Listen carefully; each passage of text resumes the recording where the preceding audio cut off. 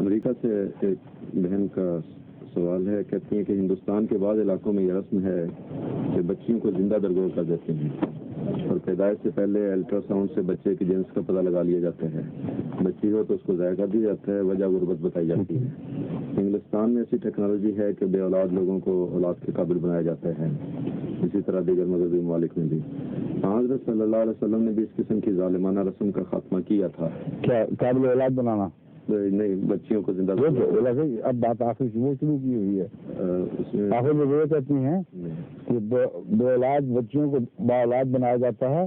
حضرت صلی اللہ علیہ وسلم نے بھی اس قسم کی رسم کا خاتمہ کیا تھا. بالکل نہیں، مجھے پتا ہے، میں سمجھ گیا ہوں.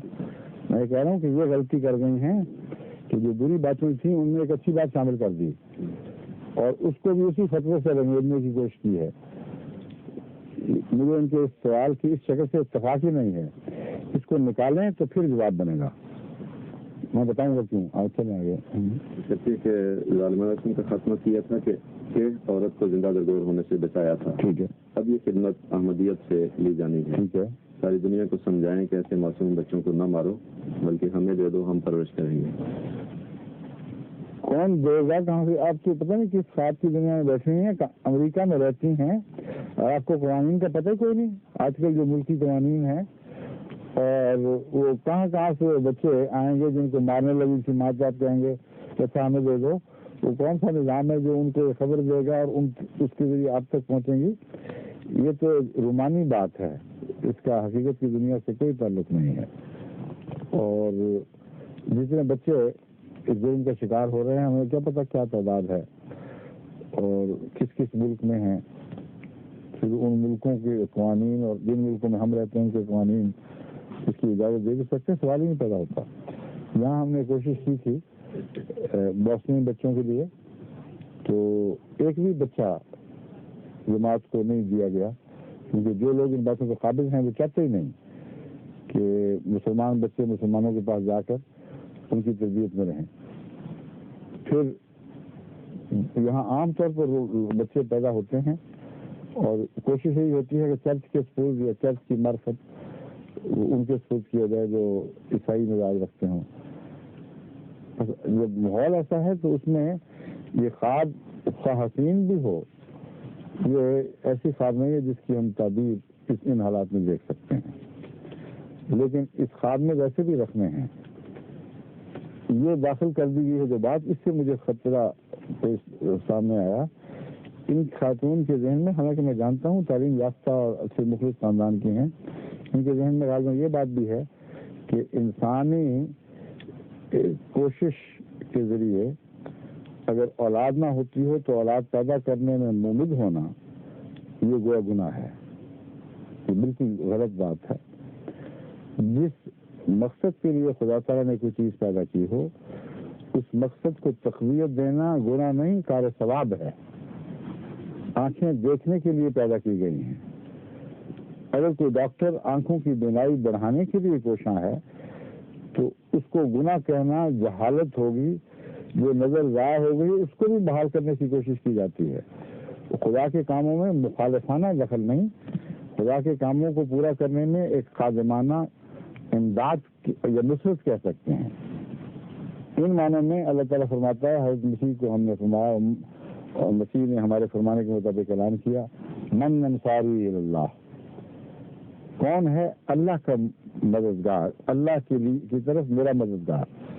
تو خدائی کام اور خدائی منشا خواہ وہ کسی دائرے سے تعلق رکھتے ہوں، ان میں جو شخص بھی نصرت کرتا ہے، اللہ تعالیٰ نے یہ عام دستور بنا رکھا ہے، یہ قانون قدرت ہے خدا کی طرف سے بنایا ہوا اور اس کی سنت ہے کہ ایسے شخص کی اللہ تعالیٰ مدد فرماتا ہے.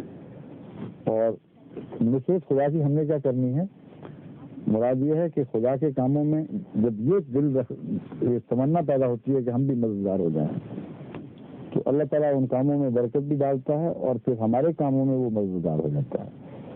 بس یہ خیال دل سے نکال دیں کہ ایک عورت اگر بانجھ ہے یا خامن میں صلاحیت نہیں ہے بچہ پیدا کرنے کی تو ہم آرٹیفیشل ذرائع سے جب کوشش کرتے ہیں تو وہ گناہ ہے.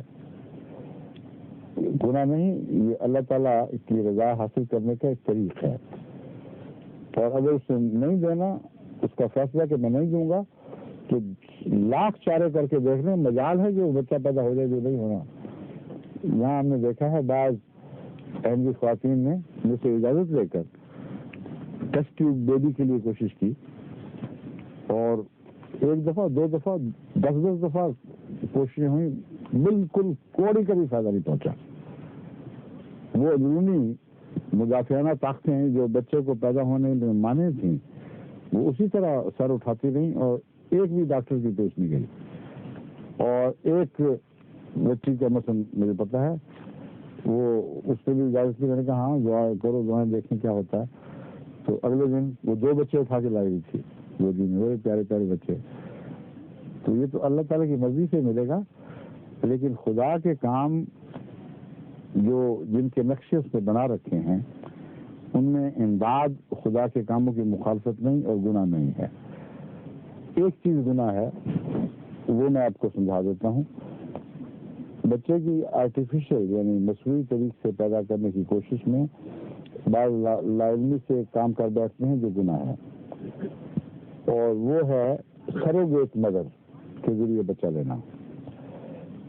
मुझे कल ही एक अमेरिका से खत मिला है, एक नौ अहमदी का। उन्होंने बड़े परेशानी का इजहार फरमाया हुआ है, इस्तिग़फ़ार भी कर रहे हैं। कहते मुझे तो पहले एमबीएस से पता नहीं था इन बातों का, मैं ये काम कर बैठा हूँ कि मेरी बीवी चूंकि बांझ थी, मैंने डॉक्टरों की मदद से एक और औरत के पेट में अपना बच्चा पैदा किया, और वो अब हमें मिल गया है। ये तो नाजायज है, क्योंकि उन कवानीन को तोड़ने वाला है जो खुदा ताला ने ब्याह शादी और निकाह के किए हैं, जो अफजाइश नस्ल के लिए खुदा ताला ने निज़ाम जारी फरमाया, उसकी मुखालफत है।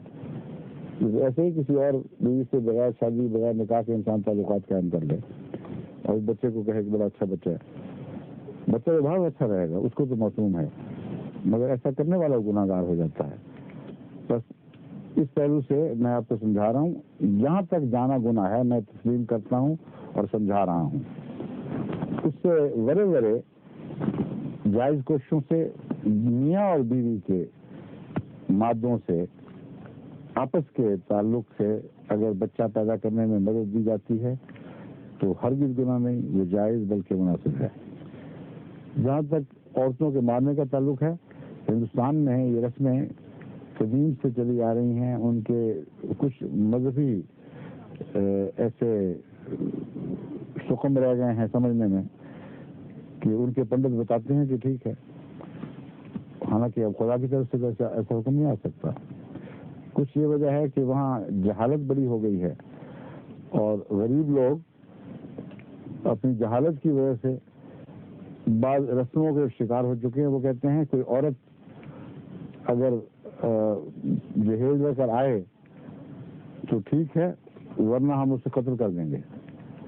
तो सिर्फ आप बच्चे की फिक्र कर रही हैं, वहाँ तो बालिग कत्ल हो रहे हैं।